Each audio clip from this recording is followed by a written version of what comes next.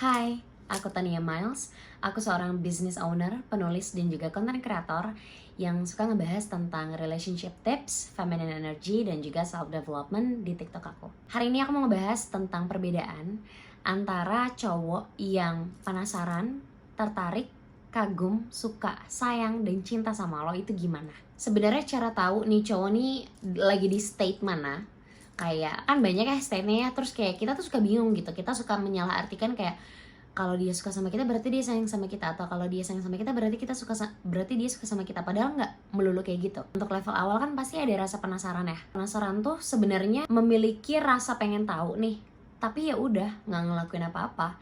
Jadi bisa jadi kayak misalkan ya dia ngeliat lo, ngelirik lo, atau kayak misalkan nge-like story lo atau apa, tapi kayak nggak ada aksi nyata gitu loh. Dia nggak ngechat lo, dia nggak nanyain lo ke teman-temannya, berarti dia cuma penasaran sama lo, cuma kayak follow lo, that's it. Belum tentu suka, belum tentu tertarik. Dan penasaran ini sifatnya bener-bener bisa dibilang gampang banget pudar, apalagi kalau kita atau orang lain tuh tahu kekurangannya yang orang kita penasaranin. Analoginya tuh kayak lo mengagumi keindahan lautan dari daratan. Kalau dia emang udah beneran tertarik, akan ada aksi nyata untuk dia tuh bener-bener nyari tahu tentang lo. Bakalan kayak maintaining komunikasinya, ngejaga komunikasinya, dan juga bakalan ada sifat pemakluman kalau ternyata udah tahu nih kekurangannya di mana, flaws-nya di mana gitu. Dan perlu diketahuin kalau misalkan emang udah tertarik, itu tuh akan ada komunikasi, tapi dua arah. Pengen mengenal tapi juga pengen dikenal. Analoginya tuh kayak lo tuh udah mulai berenang nih tapi masih di pantai doang, belum di tengah-tengah laut gitu. Kalau udah di tahapan kagum, biasanya tuh cowok ataupun cewek sih sebenarnya ini, dia tuh bakalan mengagumi sisi luarnya secara mendalam. Tapi bakalan ada dua kemungkinan yang bakalan terjadi dari rasa kagum itu. Entah nanti akhirnya pudar, atau entah nanti malah jadi ke-develop jadi rasa suka. Analoginya lo udah mulai rada ke tengah-tengah deh, yang kayak banyak karangnya, yang bener-bener sebenarnya nggak terlalu dalam tapi nggak terlalu dangkal juga. Tapi di situ kan lebih banyak keindahannya ya, belum kayak ada makhluk-makhluk aneh. Intinya kayak masih ngeliat indah-indahnya aja. Nah itu entah kemungkinannya dua, apakah dia ketika sudah mulai rada ke dalam maunya balik ke sana, atau malah makin penasaran, yaitu benih cinta atau benih suka.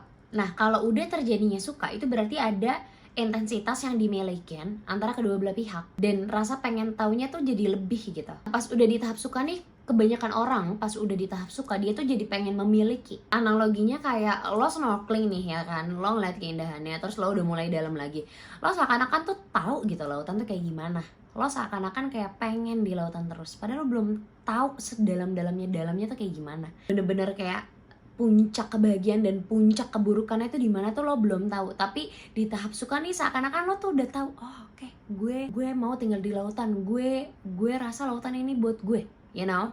Kayak di tahapan orang ketika suka sama seorang tuh kayak gitu, seakan-akan tuh kayak kayaknya ini deh gitu, kayaknya gue udah cocok banget deh gitu kalau di tahapan suka, padahal belum tentu. Nah ketika sudah di tahapan sayang, itu tuh tandanya rasa sukanya tuh udah terakumulasi, dan lo tuh jadi kayak punya keinginan untuk bareng-bareng terus. Lo tuh jadi pengen bareng terus. Pas nemu kekurangannya, bukan flight lagi tuh yang dilakuin. Ketika lo nemu kekurangannya tuh bukan lagi lo pengen cabut atau pengen nyerah, enggak. Justru ketika lo sayang sama seorang, ketika lo udah di state itu, ketika ada sebuah kekurangan, lo tuh malah cenderung nyari solusi. Ini gimana ya? Kalau sayang sama seseorang, lo tuh cenderung bakalan jadi berusaha buat jadi lebih baik buat dia, berusaha untuk gimana caranya dia juga jadi lebih baik dengan adanya lo dalam hidup dia. Analoginya, lo tuh udah mulai sadar nih kalau ternyata tuh lautan banyak kekurangannya. Oke, gimana caranya gue bisa bersihin lautan, bisa ngejaga lautan biar lo bisa tetap nikmatin indahnya lautan itu.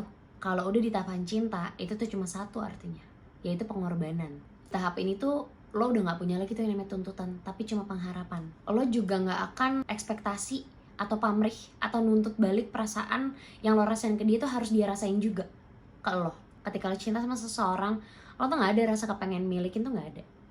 Karena lo pure tulus, bener-bener kayak lo peduli, lo suka, lo kagum, semua diakumulasi jadi cinta, tapi tanpa ada rasa pamrih, tanpa harus kayak ya lo bener-bener pure ngelakuin itu untuk dia, untuk kebaikan dia.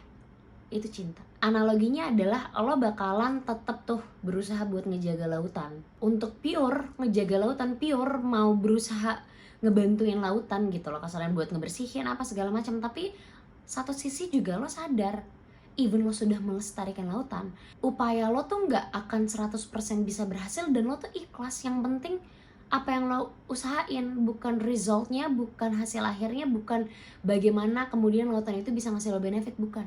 Jadi kurang lebih itu kali ya penjelasan tentang perbedaan antara penasaran, tertarik, suka, kagum, sayang, dan cinta. Jadi siapapun lo, kalau lo penasaran, lo tuh sebenarnya lagi di state mana sih? Atau kayak lo penasaran sebenarnya orang yang lo suka nih, dia tuh lagi di state yang mana? Apakah lebih rendah dari suka atau lebih tinggi dari suka? Dan mungkin itu penjelasan-penjelasan tadi itu bisa cukup mendeskripsikan kali ya di state mana. Sejujurnya gue deg-degan banget sih, kayak aneh gitu loh. Gue bikin video yang bukan pertama kali, sebenarnya gue ada beberapa video YouTube, tapi itu udah lama banget, udah bertahun-tahun yang lalu, dan itu pun kayak tentang make up. Gue juga pakai voice over, atau vlog itu pun pakai voice over yang ala-ala gitu loh. Kayaknya this is the first time that I actually like talk about something in front of kamera yang horizontal untuk YouTube. Tapi sebenarnya nggak juga, dulu tuh gue juga udah sering ya udahlah, intinya gitu kali ya. Kalau lo suka konten kayak gini, mungkin lo bisa request another topic yang bisa gue bahas, dan lo bisa komen. Dan I really appreciate your support kalau lo subscribe gue. Dan thank you for watching till this time. Makasih udah nonton sampai titik ini ya.